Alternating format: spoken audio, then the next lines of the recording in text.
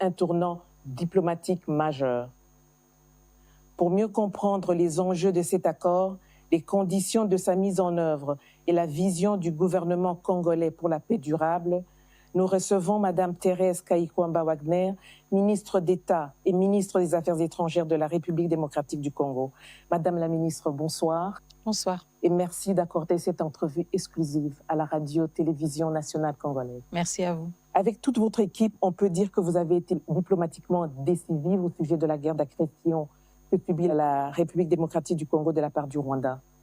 La résolution 2773 en est le prélude. Aujourd'hui, vous venez d'apposer votre signature sur l'accord de paix entre la République démocratique du Congo et le Rwanda, sous l'égide des États-Unis. Quels sont vos sentiments?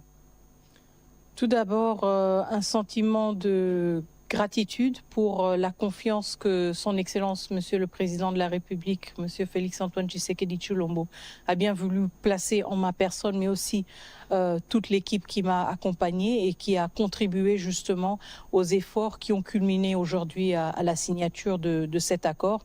Mais en même temps, évidemment, en tant que membre du gouvernement, un sentiment d'une responsabilité profonde, vu la portée historique de cet accord et la responsabilité qui nous incombe à nous en tant que membres du gouvernement, en tant que représentants de la République démocratique du Congo, de nous assurer que cet accord va se traduire en une paix concrète et tangible pour des millions de nos concitoyens à l'est de la République démocratique du Congo.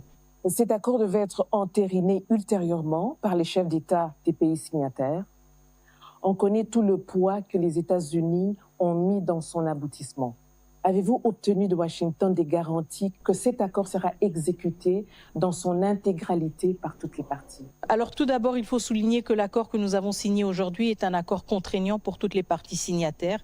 Et ça, c'est quelque chose d'extrêmement important. Et évidemment, je ne sais pas si certains d'entre vous et des téléspectateurs ont eu l'occasion de suivre aussi la prise de parole du président Donald J. Trump aujourd'hui à la Maison-Blanche, qui lui-même a affirmé à 2 reprises que les États-Unis d'Amérique allaient tout faire pour s'assurer justement que cet accord soit respecté par toutes les parties prenantes. Donc je pense en effet que nous sommes dans une dynamique extrêmement constructive avec un partenaire qui est aussi déterminé que la République démocratique du Congo de voir cet accord se matérialiser et ce de manière rapide, de manière tangible et de manière durable.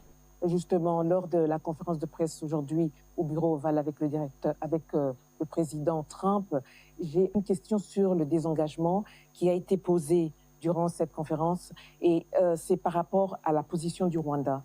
Pendant la conférence de presse du président Trump, le ministre rwandais des